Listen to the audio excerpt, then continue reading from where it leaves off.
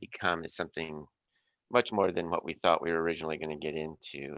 And so a lot of the work will be done in what our current thinking is to reconstruct the kind of approaches on each side, and um, we will have to do some significant rock placement in order to protect the existing piers, and also do some work so that it protects it for some, not huge floods, but some flooding from the main Snoqualmie and some, significant flooding from the stream.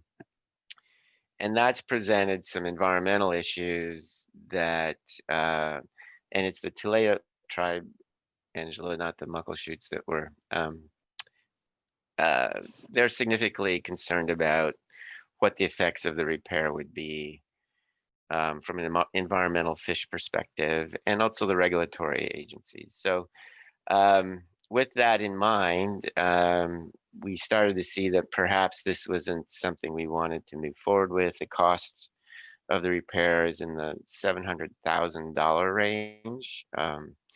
And this bridge would be, the repair would be something that we would say is a 10 to 15-year fix. And it might last longer than that, but in a big event, it would get washed away. So, um, and in any kind of real flooding impact, this bridge would, the repair would go underwater. So, having bridges that go underwater is always of a big concern for us. And so continuing forward, we thought that maybe we should take a pause, look at what's going on, and then see if, in fact, we should continue forward with actually repairing the bridge. We looked at a new bridge, and um, I guess the fundamental thing is to think about is we don't build bridges that we know, new bridges that we know will go underwater. So to build a bridge, a new bridge there that wouldn't go underwater is just a huge undertaking. It would have huge environmental impacts. You'd have to raise the road significantly. And so the cost and just the breadth of that kind of a new structure there really isn't in the cards. And the same thing for a pedestrian bridge. I know there's interest in a pedestrian bridge. So again, we would still have to do significant repairs just to make sure the bridge foundational would be in good shape. We still would have to figure out a way to make sure that the bridge doesn't get swept away in any kind of minor flooding. And the bottom line for that is that we're a roads agency, and we really don't do ped bridges in our, it's not in our wheelhouse, and it's not something that we maintain or keep. We don't have ped bridges, except maybe a few old ones that remain in our inventory. So the cost for ped bridge is still very significant. Again, it would go underwater, and the road would go underwater in any kind of flooding, event. And so again, it's really not something that's going to provide a long-term solution, and it prevents this, constant maintenance and constant just, focus for us on something that is really not in our wheelhouse. So those are kinds of the things that we've gone through. So the repair, significant costs, significant mitigation needs because of the potential environmental impacts for what the repair would be. Um, Ped bridge isn't really in the cards, and a new bridge really isn't in the cards. So that kind of leaves us with why we're talking here tonight, is to have this discussion about um, having the bridge repaired or not. And it seems that given the cost, and given that it really won't provide an emergency solution in any kind of flooding event, that we're kind of thinking that we should probably not do the repairs and not replace the bridge. And so we wanted to bring that forward to everybody, and answer questions. And then I know there's been some other ancillary discussions in regards to just, well, can you gate the road? Can you do things like that? And for us who manage public roads, we don't gate public roads. And it's just not something that a roads agency anywhere does, unless there's some significant safety issue or something like that, that would be some kind of closing the road altogether and just not allowing people in. So we don't gate roads that are public roads. So that's not really in the cards either. So that's a whirlwind kind of overview. Happy to answer questions, and also just want to make sure there was time for discussion in the meeting. Thank you so much, Rick. I'd like to also, I'm sorry, have Chief Connor speak to any concerns or the lack of concern. Sorry, I just got a tickle. So if Chief Connor's on the line, if he could unmute, I'm gonna take a drink of water. Let's see, can you hear me? Yes. Sorry about that. So it's taking me a minute here to get my computer to respond here. I was trying to start the video as well, and that's what's giving me the trouble there. But if it won't let me do it, then I'll just do it without. So it's my understanding from that even if there was a repair, that the road would likely have some weight restrictions on it. Unfortunately, you know, a couple of our trucks, the fire truck and the water tenders and stuff, are fairly heavy.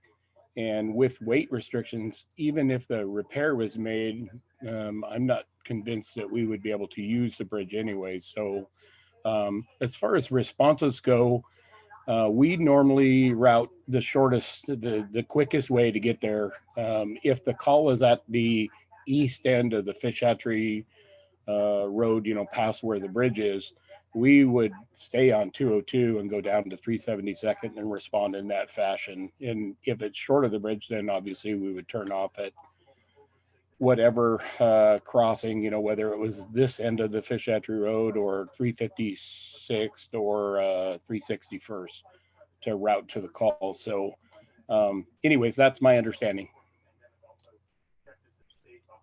Thank you for that, Chris. I think it's helpful for us to have that perspective from our local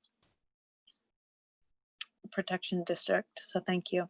We have a couple chats, and I appreciate people putting their chats in while they're listening so that we can take one at a time. And many of them are around the repair. And so I'd like to have King County also comment on what it would look like if the repair is not done. What would be an anticipated time frame or the removal of the bridge? So we don't have an exact time frame set. I think probably we would be watching it through the winter and do some kind of removal in the spring, you know, pending the weather. You know, we right now are just in that stage about thinking through what no bridge would look like, but we would, you know, make sure that we didn't have some kind of attractive nuisance. Anytime we thought we had a real safety issue there, we would go in and pull it out. But as far as scheduling it, we don't, it would be soon, I would say in the next 6 months-ish. In that time, it could be sooner if we have a major event. And we just need to get it out of there. So we'll just, you know, we'd have to play it a little bit by ear, but I think by, you know, late spring, early summer, we would be taking out what's remaining there. I also want to point out another chat item, and Matt Bearwald from the Snoqualmie tribe is on the line. He's also commented that the Snoqualmie Indian tribe are concerned about the impacts from any potential repairs as well. And I think that's important to notice, considering we're we want to be respectful to those native lands. And thank you for joining us, Matt, tonight. Is John Taylor on the line, or Kathy Lambert? Would you have any words that you'd like to share? This is John. I think Rick did a good job of encapsulating kind of where we are on the project and what would likely happen if the decision is made that we're removing the bridge. Someone asked, can the land be donated to King County Parks or another entity that manages pedestrian or bike bridges? The road prism itself and the wetland behind it are, I think, you know, I know people have looked at it and thought it would be a neat spot for a restoration project. So that's a possibility. Typically, those are more passive recreation than active recreation, like bike paths or pedestrian.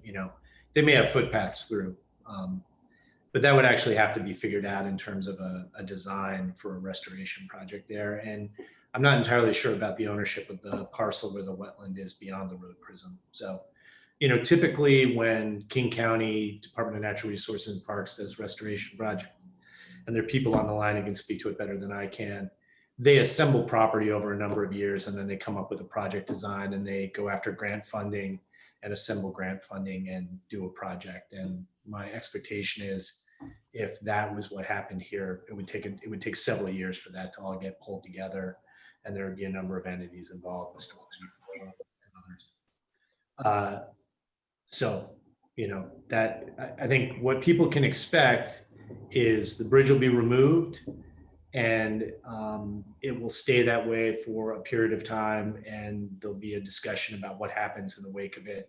But it wouldn't be the Department of Local Services or the Road Services Division that would be sponsoring that. It would be some other entity that would move that forward. And we'll always partner with people, but we would not be the champions or the leaders of that effort.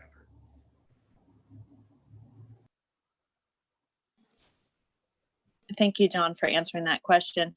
There was another question that came up while you were speaking about signage. Can you tell us a little bit about what signage we have right now in regards to permanent signage that the road is closed? And as the decision moves forward and a time frame for removal is Yeah, we would. This is allocated, Rick. what would the signage change to? Well, signage would change to some kind of, addressing the fact that the road is closed and giving people warning that there is, that in fact the road is closed. We haven't worked through a total signage plan yet, but we would certainly share that with the community moving forward with actually closing the bridge permanently and removing it. So it would have some kind of significant sets of signs as you approach that location, and we would have some kind of notice and barrier at that point. And whether we would take out some of the pavement, what we've done in the past is take out some of the pavement and further away from each side of the bridge and make it so that it's really almost impossible for somebody to drive into the stream. So those are safety issues that we would certainly have to take into account. Thank you. Matt from the Snoqualmie Indian Tribe asks, following on what will removal look like, what sort of channel and bank restoration would occur after removal, if any? It would be minimal in terms of what we would do in the initial removal. So I don't know if that would be part of what we look at, and there would be some of that, and we would certainly want to leave it in a way that's not going to be a safety issue or some kind of environmental hazard. I don't see it as being a major kind of mitigations, effort in this round, and maybe it could become something through other entities or other means. But our focus would be to get the structures out and make sure it's safe, and then make sure there's nothing there that's going to pose a hazard to anybody. I'd also like to ask you, is it currently safe for people to be walking on in its condition today? Well, yeah, people always ask questions like that. So if it's open, we consider it safe. If we don't see it as safe, we close it. Any kind of bridge, any kind of road. So we monitor it, and we have people go out and look at it. And at any time, could be tonight, tomorrow, a week from now, a month or two from now, at any time we see something has changed, and certainly if there was any major storm event, we would certainly check it. We would close it. We do this all the time with all our old bridges. People say, well, it's unsafe. Well, we inspect them, we watch what's going on with them, and if it's open, through our engineers and how we've inspected the bridge, we consider it safe to use. It may be load limited or something like that, but the instant we feel that it's unsafe, we close a bridge. Thank you for that. I have a hand up from Tom Gomez. I'd like to give Tom a few moments to speak. Tom, you can unmute yourself now. So this is a two-part question. One part is for John. It's my understanding there are utility easements on Fish Hatchery Road. I'm not all sure whether there's a BPA easement that goes over the top, but there seem to be power, cable, and probably phone easements. What is the county's responsibility for maintaining access of that road, from either direction, so that those utilities can access their right of ways? I think it's fascinating that you think I could actually answer that question. I'm going to defer to Rick on that. Yeah, it's a really good question. It's a complicated question. So utilities in the road right away, we grant the permission for a utility to be in a road right away. And so should we close the road, we would certainly be talking with the utilities, but they have no guarantees. They have no rights to continue in any road right away if in fact the right of way is not gonna, if we did something in terms of it wouldn't be viable for them. So they would have to reroute utilities if in fact the impact was in that kind of, significant kind of change to what they have today. So again, a discussion to be had with utilities, but they get to use our utilities right now for free. That's going to change a little bit with some of the new rulings from the courts, but still the costs, and if they would have to move their utilities, that would be on them. So in essence, the county has no financial obligation to the utilities. It's if for whatever reason your judgment is that road is no longer viable because of the bridge, you can abandon that right away or concede it to a park or whatever process you would go through without incurring an obligation back to the utilities. That's correct. Thank you. What was your second part? I have another question. Are we at the point in the review process of removing the bridge that you would know where the roadway would end on either side? The question is, would it be torn back to Plum 2? Yeah, I don't have, I mean, I think we could come back and certainly show once we've done a little bit more work on that. We haven't really focused on that yet. We would, and we will, and we would certainly, bring that out for folks to see what we're thinking. But we don't have that design in hand right now. Thank you very much. I'd like to ask anyone else at this time if they would like to speak for a moment and ask any other questions that haven't been asked. I don't see any hands being raised. Does Fish Hatchery act as a levy? Would someone from the county like to answer it, or would you like me to answer that? Why don't you answer that one?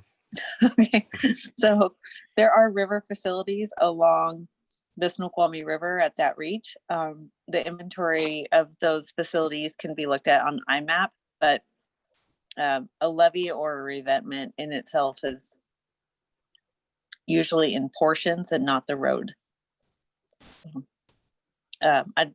I'd be happy to walk anyone through the King County IMAP system and talk about the floodplain or the flood facilities that they can look at on the overlays.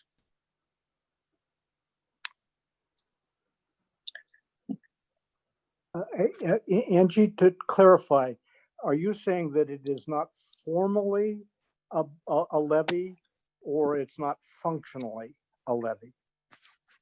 I believe there are levies and revetments along that stretch. I'm going to run a virus scan on my computer before I turn it back on, which is why I'm on my cell phone. But there are levies and revetments along that, but the road itself would not be the levy. It would be the flood protection facility along it. So I can answer that question better if I But if I very specifically, Angie, on the other, go ahead. Jason may actually be able to answer this question. Thanks. I'm happy to jump in just for a second. Hey, perfect person. Thanks for hosting. Thank you. There are revetments along Fish Hatchery Road, so consistent with what Angela was saying, there are revetments both up and downstream of the bridge. The road is not officially a levee. It is a raised prism, so up to a certain amount of flow, it might kind of function like a levee, but it has no formal function as a levee. Thank you. Yep.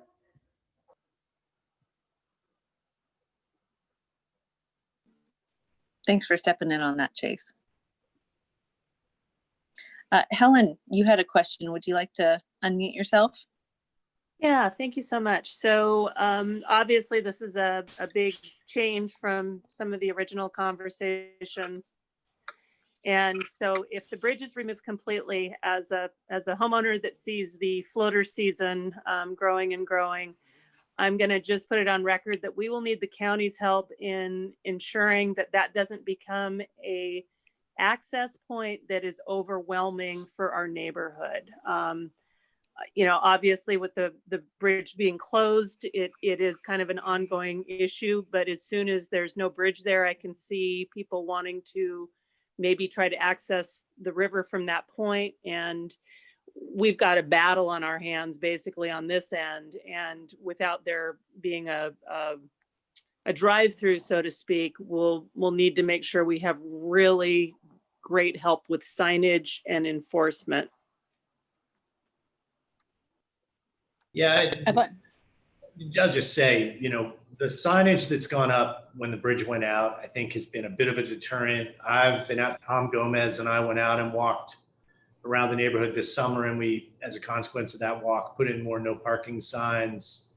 You know, I think that the emphasis patrols that have been put in by Fall City Floats during the floating season have helped a lot down by Plum 1 and 2. The sheriff's office is always strapped, but they try to pay attention during the summer. If the bridge comes out, we'll look at all of that and we'll see what we can do to improve that. But my expectation would be the bridge actually being out may help. But we'll see. We'll look at all of that. Believe me, we'll look at all of that if the bridge comes out, when the bridge comes out. That would be my hope as well, but people don't follow signage. They don't read signage. And I can honestly say that our community and where Phil is, we were overwhelmed, and it's a drop-off point because now they don't park, but they say, oh, well, we're dropping off. So we could end up with 20 to 30 cars just technically, quote unquote, dropping off. And it's still overwhelming. So that's kind of what we saw this summer. And I can see that continuing if we don't have a plan moving forward. Okay, thanks. Helen, I'd also like to address that the Fall City Community Association just finished a traffic and road safety survey, which I believe many of you completed, and I thank you for that. There's been, there was a presentation at last night's Fall City Community Association with some action items that have come from that, some that are more short-term and immediate and some that are long-term. And many of those addressed some of these issues as well, and what us as an unincorporated community association may be able to do to advocate that. And so if anyone is interested in getting involved with the road safety committee, we're looking at volunteers, and we have some pretty exciting ideas that I think would help this. All right. Well, I'd like to see if I'll do one more last check to see if we have listen divide go through a public. Will there be a public comment period to any? Well, is there a design phase for removal? There will be not really a design phase. We'll just look at what we have to do in terms of, you know, removal. And, you know, there may be some in-water work that we may have to get a permit for in order to make sure we're, you know, those are some of those things we'll have to just kind of change our direction and look at. We have some programmatic permits that we may be able to work under. Otherwise, we would have to, you know, get some permits, and there'll be a public comment period for that. Otherwise, you know, I think it will be a pretty minimalist kind of bit of work. And no, we wouldn't be, I think there's a question about digging down the road. And no, this would just be focus just on the removal of the bridge and whatever work we needed to do around the bridge area to make sure it's safe. And then, yeah, look at the signage and look how we make sure people do not go into the stream at the end of the road, and make sure that people are forewarned about that there's no bridge there. Are there any other comments? Yeah, hi, this is Colin Wall with the Tulalip Tribes. Sorry, I'm hopping on a little late here. I got it lost in my schedule after I signed off for the day. Thankfully, Alyssa reminded me about the meeting. But I just wanted to say that I approve of this removing the bridge, and I hope that at some point we can look into potential restoration projects at the site. I think that this is there's some opportunity here, and I think it'd be worthwhile working with the county and as well as the local landowners to kind of determine what might be best for fish in the future and see what kind of funding we might be able to get for that. I'd love to hear those partnerships. Thank you for that, Colin. All right, well, with that, I believe that we are to the end of our purpose this evening. So one more shout out for any other comments. Thank you. Thank you. If Kathy's on the line, I'd like to invite her to make any closing comments. Thank you. Thank you very much. Well, first of all, I want to thank everybody for coming tonight, and the two tribes, the Snoqualmie and the Tulips. Thank you for being here. I see some names from our local government committees, so thank you also, and thank you to the citizens for being so involved in all this, and especially to Angela for all the hard work that she's done to do the survey, to get the information. We learned a lot of things along the way, and thank you for the input that everybody gave.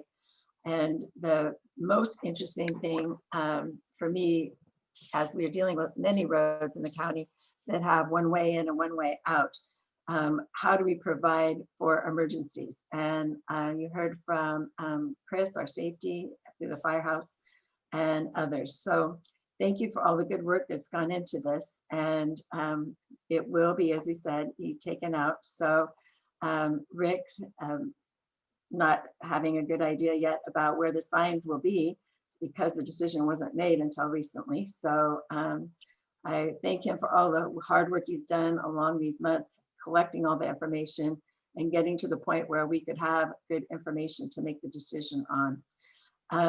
I also would like to tell you, and he just turned off his camera, but Rick is retiring. And I've tried everything I can do to make him not want to retire, including changing meeting dates. I've talked about trying to talk to his wife about it. And we've tried everything we can to make him not want to retire. He's an amazing employee that's done great work for this county, and this will be one of his last projects. And so I just want you all to know how lucky we are that we have such great employees, and Rick is one of them, but he's leaving us. And if that was up for a vote, Rick, I would be voting no. But unfortunately, your wife has better voting skills than I do with you.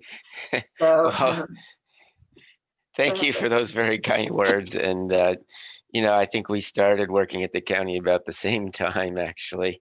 And so it's been a great relationship. So thank you very much.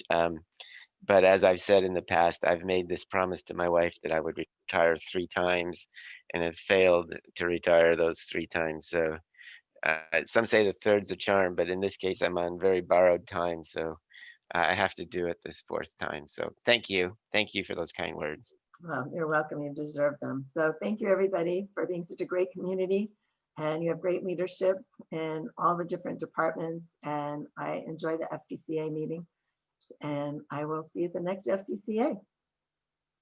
Thank you, Kathy. And thank you everyone for coming. And if you have any follow-up comments, don't hesitate to email them to either myself or to the Department of Local Services. I can help get your comments over to the appropriate parties at the county. That's what the community association is all about, is keeping you guys engaged. But an easy email address for the county is asklocalservices@kingcounty.gov. So please jot that one down and save it. That's a really handy, and they're very responsive. So I thank you at the county for being so accessible to us and meeting with us tonight so we can understand what is the next step. Also, And- people should go to this email address. After January, any roads complaints can be sent to Rick Broder at yahoo.com. Well, you can send them, but I don't know if you'll ever get a response back, John. Oh, well, thank you everyone for being in our village. Have a good night. Good night, everybody. Goodbye.